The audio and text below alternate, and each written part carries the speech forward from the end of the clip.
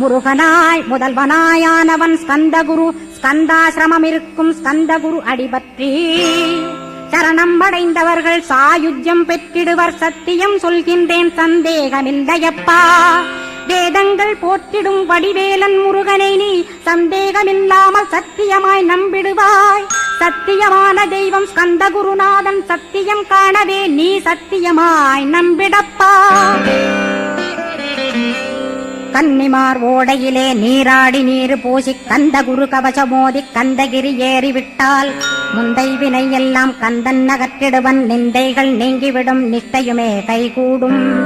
கன்னிமார் ஓடை நீரை கைகளிலே நீ எடுத்து கந்தன் என்ற மந்திரத்தை கண்மூடியுருவேற்றி உச்சியிலும் தெளித்து உட்கொண்டு விட்டிட்டால் சித்தமலமகன்று சித்த சுத்தியும் கொடுக்கும். கன்னிமார் தேவிகளை கன்னிமார் ஓடையிலே கண்டு வழிபட்டு கந்தகிரி ஏறி